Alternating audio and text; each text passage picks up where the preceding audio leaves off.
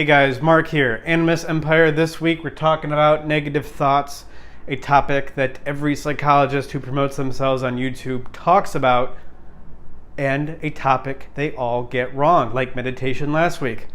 That's how I got the idea for this topic, is what other bad information are psychologists giving you? And there's two kinds of bad information when it comes to negative thoughts, or two things that psychologists will tell you how to handle negative thoughts.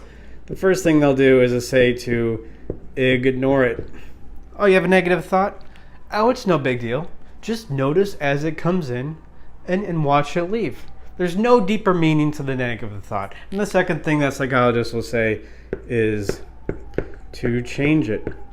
Oh, you have a negative thought that keeps coming up for you, like the subway coming into the train station.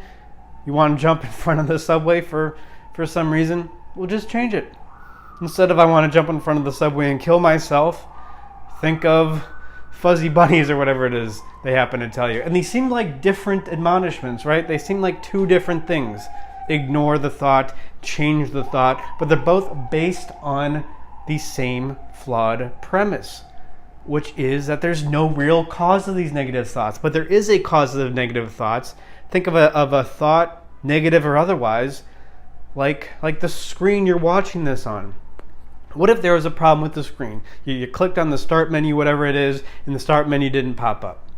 Would you try to change the start menu? Would you just ignore the start menu? No.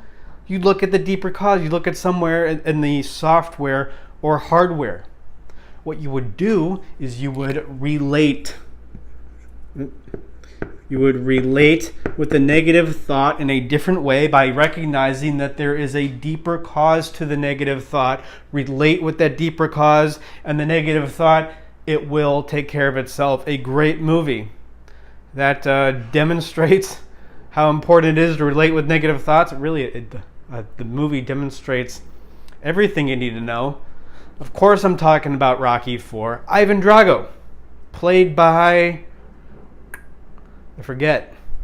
Who plays Ivan Drago? Who's that Swedish guy, the kickboxer? He was a chemical engineer, some Rhodes Scholar or something, like one of those guys who makes you feel like an idiot for existing.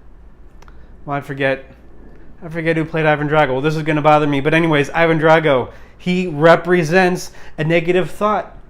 And the three different ways of relating with him are represented first by Apollo Creed. And what does he want to do? He just wants to change it. Oh, it's no big deal. Let's just change. Let's knock out this Ivan Drago character in some exhibition match. And, I'm going to completely ignore the cause of the power of this Ivan Drago, which is, all the growth hormone presumably flowing through his veins. But what happens? He doesn't respect the power of the thought, that thoughts do matter, and he gets killed. Then there's Adrian. She just wants to ignore the thought. Talia Shire. See, I know who plays Adrian, but not Ivan Drago. Okay, I'll think about it. Adrian, she just wants to ignore it. She tells Rocky, hey, don't go over there. Don't go fight Ivan Drago. You don't have to. You're retired. It's not that big a deal. Who are you to go face him? Just ignore it. Then, of course, there's Rocky. He's not trying to change the thought. He's not going to ignore it. He's going to relate with it, as represented by going over to Siberia to train. He wears maybe a Russian sort of bomber jacket. I don't know. But he grows a beard. He becomes part of Russia. In a sense, he becomes Russian. Relates with Ivan Drago in a better way. Not only does Ivan Drago fall, but communism falls. Rocky IV came out in 88, right? Communism fell in 89. Coincidence? I think not. Well, even if you believe that some sort of government relation was what felled communism, it was how we related with it. We didn't conquer communism. Rocky didn't conquer Ivan Drago, in a sense. I mean, he won, right? But he didn't conquer. There was no squishing out. There was no stomping out of communism or Ivan Drago. We changed the way that we related with those things, and they kind of just fell apart.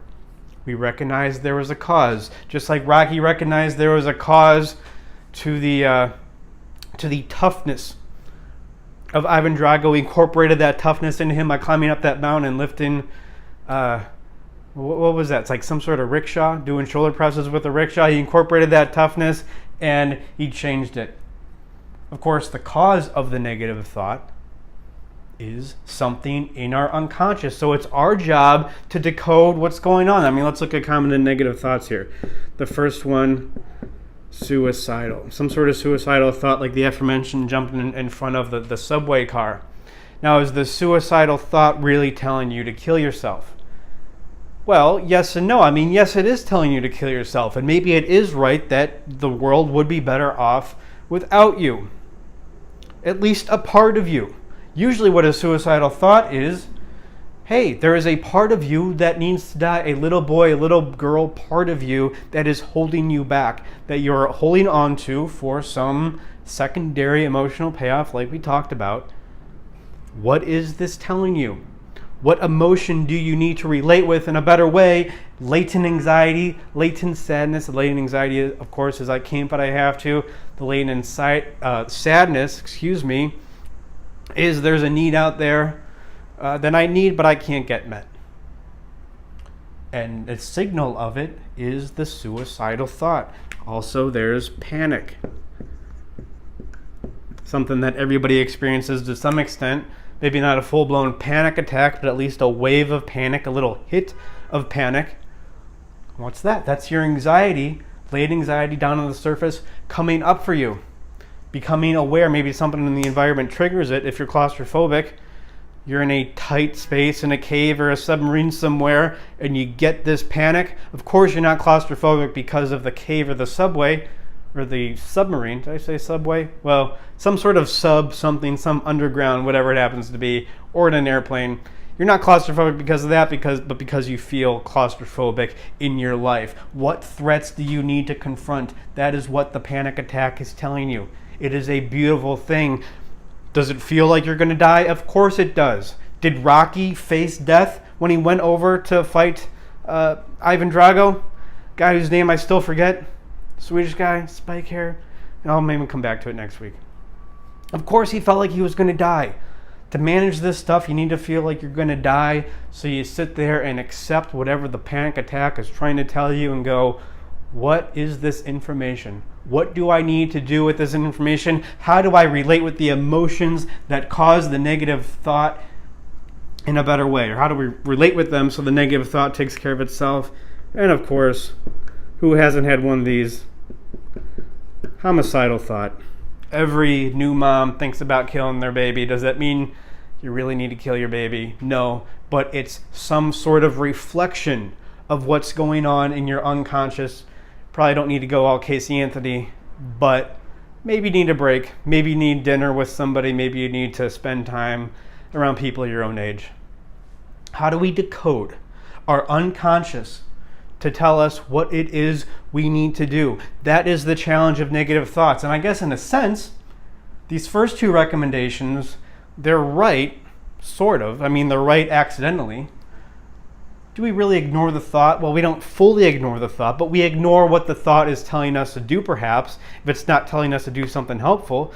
But we look deeper and go, well, it's, maybe I shouldn't kill my newborn, but maybe it's telling me to do something else. And we don't change the thought directly, but we understand that, like the software, hardware, computer, it causes a reflection of something else, the operating system or whatever the interface is. However, a computer or smartphones work, I don't know. But there's some sort of reflection out there, and that's the negative thought. We change the relationship with the emotion that causes the thought. We relate with it in a healthier way. We relate with the panic, the suicide, the homicide. Just breathe it all in, and then it kind of just drops off. We kind of just defeat it. Don't really defeat it like Ivan Drago. Still forget that guy's name. Anyway, that's it for this week, guys. That is the nature of the negative thought. There's a deeper cause, and you know what to do now. Keep meditating on this. Keep thinking about your negative thoughts. Keep increasing the power of the negative thought if you have to, until you realize the truth of it, and that is you create it to give yourself a good reason to do whatever it is that you need to do.